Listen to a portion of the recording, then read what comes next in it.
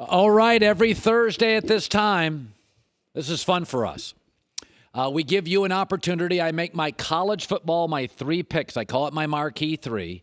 And I give you an opportunity, and enjoy you an opportunity as well, to listen to Uncle Colin and win money. And it's fun for me, and I'm going to try to take, as often as I can, the games you're going to watch. There's a million college football games, but I feel very strongly about my picks this week. So here we go with our Marquee 3. All right. Number 6, LSU at number 9, Texas. Now, Texas is getting 6.5 points. I like the Texas side. I like the points. I think LSU wins. But Tom Herman is a remarkable coach as an underdog, 13-2-1 in his last 15. Last season, 3 of Texas's 4 losses were by 5 points or fewer. They were 2-0 against the SEC and outplayed Georgia. They become very good at home, and they have a quarterback that reminds me of Tim Tebow, a better thrower, Sam Ehlinger. LSU's got better personnel than Texas right now. I think Texas is a year away from winning a national championship. But Texas at home, 6.5 points is way too much. I'm going to take LSU to win the game, 27-24. LSU wins.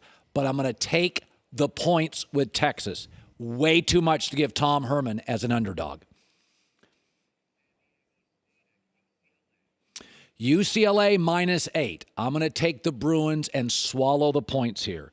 First of all, San Diego State does not beat Pac-12 teams. Historically, they don't. These are almost always mismatches. In fact, 22 times these teams have played, UCLA has never lost, ever.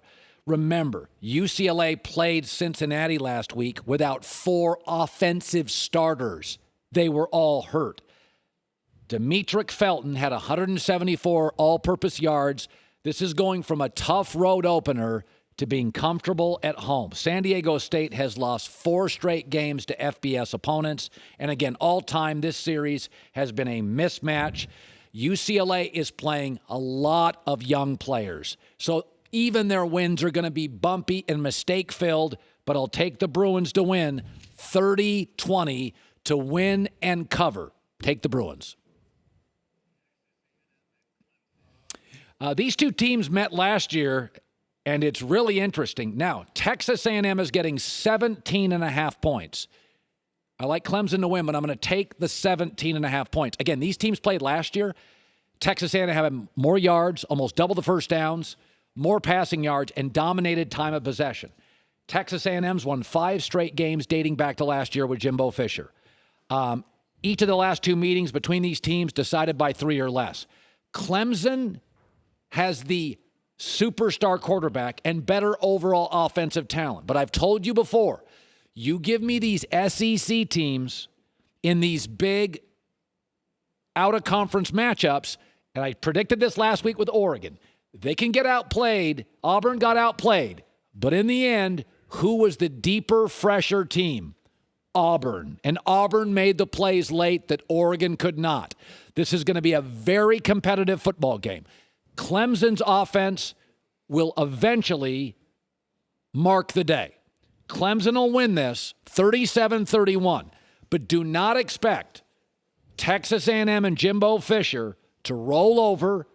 I don't think Clemson's defense this year is special. I think in the first game, Trevor Lawrence struggled.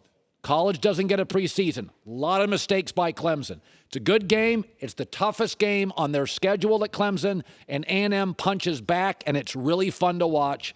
Take A&M and the points, but Clemson wins. Hi, everybody. Thanks for watching. Subscribe here to get the latest from the show. Also, be sure to check out more of the best clips from The Herd or go watch a few segments from other shows on FS1.